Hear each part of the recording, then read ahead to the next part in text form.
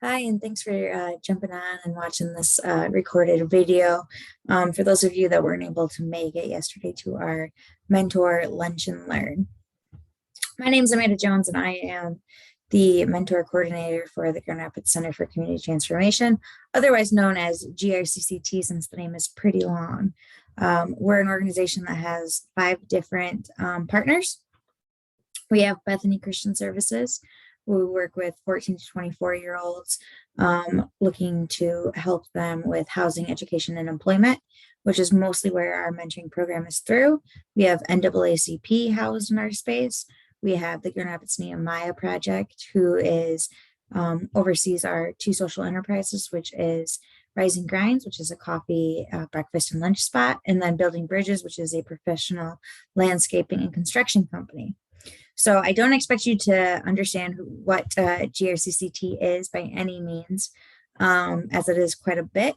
However, if you're ever interested in looking up and seeing kind of what more do we have and how else can you get involved if you afterwards feel like mentoring isn't your thing, definitely check out our website at www.grcct.com.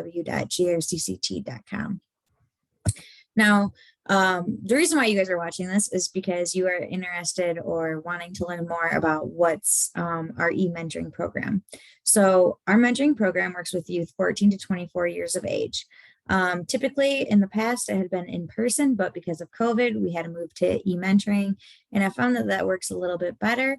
And then if both parties later on want to meet up, they can in person. And so what this looks like is we're just matching adults with a specific youth who asked to have a mentor. So nobody's being forced to have a mentor. It's always being asked. And what that looks like is you guys are hanging out, you're FaceTiming on Zoom, you're playing games, you're video chatting, you're texting, your phone calls, and they can be conversations just about like how they're doing. It could be helping them with homework. It could be giving them advice, helping them with resumes, practicing interviews, any of that kind of thing. Just basically whatever it is that the youth is wanting to talk to you about and use your resources. Now, the process for becoming a mentor is super simple, and it can be a fast one or a long one, just depends on how long it takes to get everything from you and from me. And so the first step is to just decide that you want to be a mentor, right? From there, I would send you paperwork where you're going to be filling out just general information and signing off on allowing you to do background checks. We run a pretty extensive background check just because you're working one-on-one with youth. And so once I get your paperwork, I'll run the background checks. Once those come back cleared, we sign you up for a fingerprint. We pay for that. You just have to literally show up, and I would schedule that with you.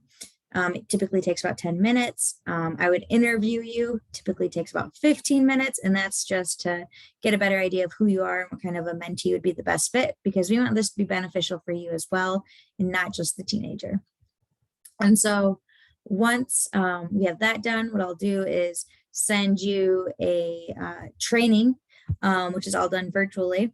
And from there, you just get that finished. Once that's completed, I will look at what youth I have, and we currently have 50 youth right now who are waiting to be matched with a mentor. So our need for mentors is huge. And so I would look at my list and say, hey, I think this youth would be a good fit for you. From there, I would send you an email just kind of explaining who they are. You'd be like, yep, I want to meet them, or no, keep looking. Once we find one that you think would be a good fit, what we do is schedule a match meeting done on Zoom where you, myself, and the mentee or youth and their guardian would come on, and we just kind of talk about what our mentoring program is, what to expect, what not to expect, who the roles are, and all of that. And then afterwards, if we all agree that this was a good idea and a good fit, you guys are matched and you're doing your thing. So what are the requirements for a mentor? Obviously, for all your background checks and everything to come back clear and that you're good to go to work with a teenager. But then we ask that you can dedicate at least a year. And that's just because it might take the youth about 6 months to even get comfortable enough to talk to you, right? They're constantly used to having adults come and go out of their life. And so we're trying to give them a good relationship with one.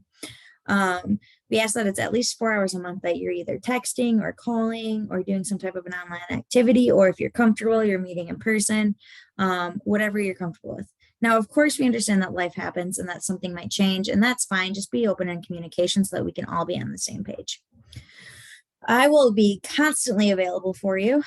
So if you're ever like, I don't know how to handle the situation, or I'm running out of ideas, or we want to do this, but we don't have the funding, just reach out. I'm constantly available for you. I'm your support system in this mentoring opportunity, and we want it to be as beneficial for you as it is for them.